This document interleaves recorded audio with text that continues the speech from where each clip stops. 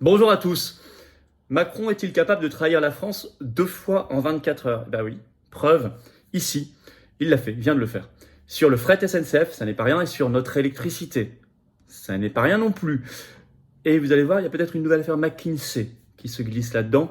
Je vais tout vous expliquer. Évidemment, vous avez compris que le levier, c'est l'Union européenne. Cette vidéo va militer très clairement, même pas besoin de le dire, on le dit, parce que c'est notre projet, mais vous allez voir, pour ceux qui ne seraient pas convaincus, le Frexit s'impose. La sortie de la France de l'Union européenne, la prise d'indépendance s'impose quand on entend tout cela, mais aussi, cette affaire McKinsey est importante parce que elle prouve que nous sommes infiltrés dans tous les rouages de l'État, bien évidemment. Alors, cette vidéo, elle est concrète. Elle intéresse notre vie quotidienne et la vie de notre pays. N'hésitez pas à la diffuser, à la partager, à la relayer au maximum. N'hésitez pas à lui donner de la force. Et vous savez, le meilleur moyen, c'est de vous abonner à cette chaîne YouTube. Tout simplement. Et vous savez combien ça prend de temps? Un clic. Un dixième de seconde. C'est le petit clic en dessous sur s'abonner. C'est un clic, c'est gratuit, bien sûr. Et hop, vous êtes abonné ou vous êtes réabonné si YouTube vous a désabonné par mégarde. Je vous demande de bien vouloir vérifier parce que ça arrive souvent. Prenez peut-être ce temps nécessaire. C'est peut-être le moment de le faire. Je sais que je vous le dis souvent, mais vous imaginez pas la différence de référencement des vidéos, c'est selon que vous êtes abonné ou pas abonné. Donc si vous aimez ce travail, c'est peut-être un moyen de me le faire savoir en vous abonnant, sachant que je vous le dis, dès qu'on sera à 500 000 abonnés, événement très très important, inédit, en direct sur cette chaîne. À mon avis, toute une soirée, ça va être assez extraordinaire. Avec des invités, tout ça. Je vous en dévoile un petit peu, mais vous allez voir, c'est du jamais vu sur cette chaîne. Donc vraiment, je compte sur vous. On est en direct ce vendredi 20 octobre à 19h sur cette chaîne. Notre grand direct, l'actualité, on va la prendre sans langue de bois, hein. Sans aucune langue de bois. En France et dans le monde, je prendrai toutes vos questions. Ici, il n'y a pas de tabou, il n'y a pas de langue de bois. Donc soyez là sur cette chaîne YouTube en direct pour notre grand direct à 19h ce vendredi 20 octobre. Et puis Colombey et Deux Églises, 9 novembre, hommage général de Gaulle. Il y a toujours des places disponibles. Il faut s'inscrire, déjeuner, puis hommage au cimetière. Je serai là, bien sûr. Le lien pour s'inscrire à Colombey et Deux Églises le 9 novembre prochain est sous la vidéo en description. On y va. Fret SNCF électricité, Macron trahit 2 fois en 24 heures. À tous les 12 heures, vous voyez, il est régulier, hein, comme une horloge suisse. Très régulier. Même si Suisse, ça ne doit pas lui plaire puisque ce n'est pas dans l'Union européenne. Alors, d'abord, Fret SNCF, une trahison très très lourde. Et là, il y a même quelque chose d'extrêmement bizarre. Vous savez, le fret, c'est ce qui transporte donc sur les rails les marchandises. On nous a présenté cela pendant des années en disant c'est écolo parce que ça retire des camions. C'est vrai que ça retire des camions des routes. Et pourtant, ils le détruisent. Donc là, il y a du nouveau. Article de la Tribune ce 18 octobre. Je cite, l'État actionnaire, donc en fait l'APE, Agence des participations de l'État, approuve la discontinuité, comme on dit dans le secteur public, la discontinuité de Fret SNCF. Et cet article écrit, d'ici à quelques mois, Fret SNCF ne sera plus la solution, je cite, de discontinuité pour échapper au remboursement d'aides d'État doublée d'une amende à la Commission européenne. Ça se serait élevé à 5,3 milliards d'euros. Quand on dit une solution de discontinuité, ça veut dire le démantèlement du groupe. Je vous rappelle l'histoire, on en a parlé ici. La Commission européenne a estimé il y a quelques mois que la France ne pouvait pas aider Fret SNCF, ce qui a eu lieu entre 2017 et 2019, alors que c'est un groupe public d'intérêt national. Donc elle demande le remboursement de toutes les aides reçues, plus une amende, et ça fait un total de 5,3 milliards d'euros, ce qui tuerait l'entreprise. Donc l'État a décidé, pour pas totalement mourir, on va démanteler l'entreprise. Et Bruxelles dit « Ah oui, très bien ». Alors aujourd'hui, Fret SNCF, c'est le premier acteur en France du fret, hein, c'est 50% de part de marché. Et ce sera démantelé en 2 sociétés, l'une spécialisée dans la maintenance des trains et l'autre dans le fret, mais amputée de 20% de son chiffre d'affaires au profit de ses concurrents, notamment l'allemand Deutsche Bahn. Et 500 salariés sur les 5000 seront dégagés. Un dixième. Alors, là, il faut relire une longue enquête qui est toujours en ligne de Mediapart, qui est pas ancienne, qui date du 12 juin dernier sur le sujet. Une enquête stupéfiante, on n'en avait pas encore parlé sur cette chaîne. Le titre, Fret SNCF, une destruction avec préméditation. D'abord, il y a une interrogation sur la rapidité de la destruction. Je vais vous citer un premier extrait de cette enquête de Mediapart. Personne n'a compris, écrit Mediapart. Pourquoi le ministre des Transports Clément Beaune a-t-il décidé d'avancer à marche forcée sur le dossier de Fret SNCF? Jamais le gouvernement français n'avait adopté une démarche aussi proactive à l'égard de Bruxelles dans un dossier de concurrence. À peine 5 mois se sont écoulés entre l'annonce de l'ouverture d'une enquête européenne le 18 janvier 2023 contre la filiale du groupe public et la présentation le 23 mai par le ministère des Transports conduisant à la liquidation de la société. On parle je cite, une précipitation inexpliquée. Je vous livre un deuxième extrait.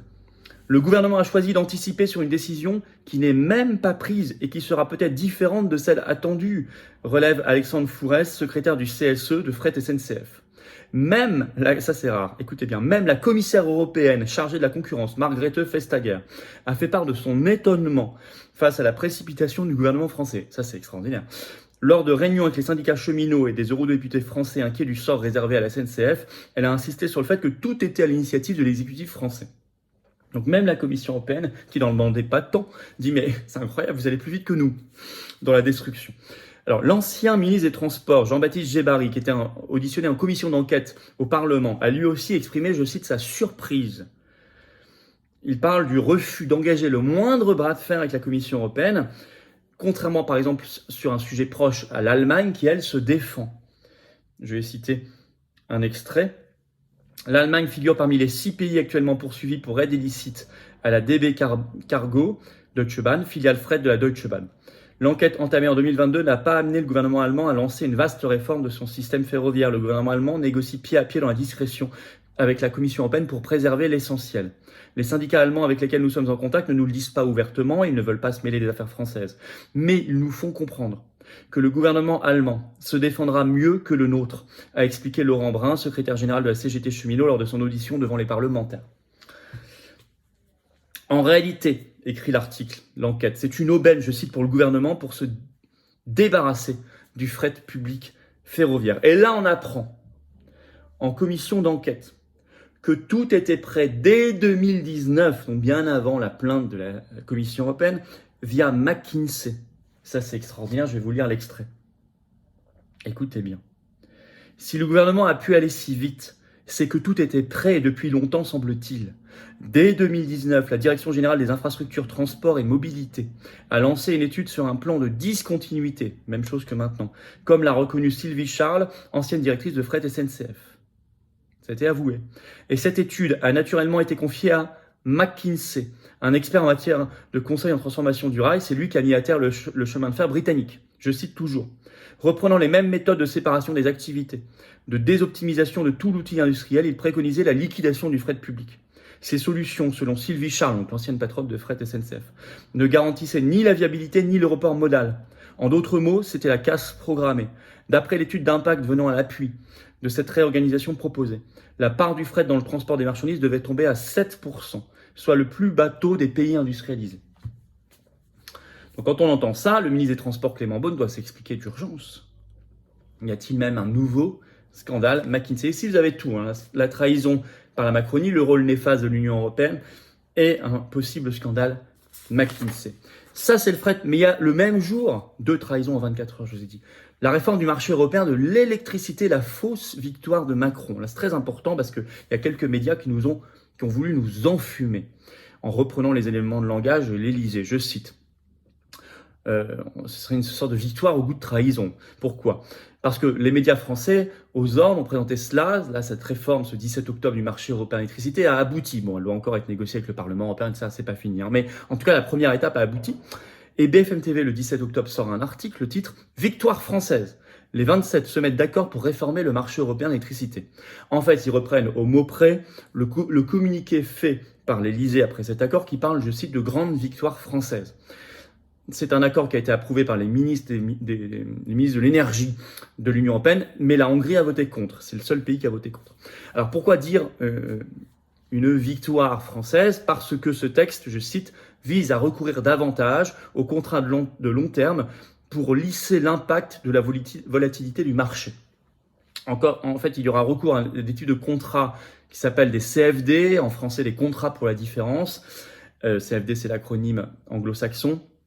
Ce sont des contrats, je ne vais pas rentrer dans le détail technique, c'est très compliqué, mais ce sont des contrats, retenez bien, leur but, c'est que on y recourt pour tout soutien public à des investissements dans de nouvelles infrastructures de production d'électricité décarbonée, que ce soit du renouvelable ou du nucléaire. Et quand on y recourt, on peut lisser un peu plus, on peut donner un peu plus de prévisibilité sur les prix. C'est tout. Et là où on parle de victoire française dans le communiqué de l'Élysée et donc dans les médias aux ordres, c'est parce qu'au départ, dans ces CFD, il ne devait y avoir que le renouvelable, donc éolien, solaire, etc., mais pas le nucléaire. Et finalement, il y a le nucléaire. Oui, mais ça s'arrête là. Si ça, c'est une grande victoire française, il ne faut pas prendre les gens pour des idiots. Pourquoi? Je vous explique. D'abord, même Le Monde l'explique dans un article du 18 octobre. Hein. Je cite, le principe même de ce marché demeure, je cite, ce texte ne touche pas au fonctionnement du marché, c'est écrit noir sur blanc. C'est toujours la dernière centrale appelée pour répondre à la consommation, le plus souvent une centrale à gaz qui détermine le prix de l'électricité. C'est écrit en toutes lettres dans l'accord. Ça, c'est Le Monde qui le dit. Donc quand on dit c'est décorrélé du prix du gaz grâce à la réforme, c'est faux. Le principe du marché européen d'électricité reste strictement le même. Le prix sera toujours déterminé par la dernière centrale allumée, souvent une centrale à gaz allemande.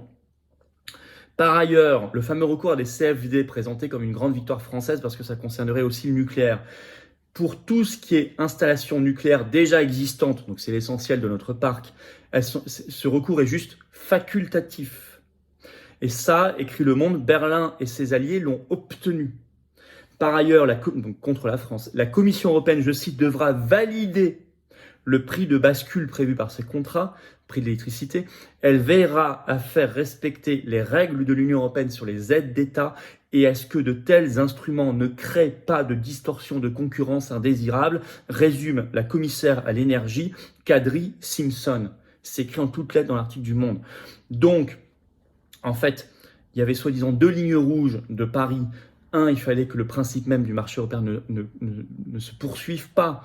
Or, le principe même n'est pas touché. C'est toujours la dernière centrale, souvent un gaz, qui détermine le prix. Et 2, il fallait absolument que Bruxelles n'ait plus son mot à dire dans la détermination du prix.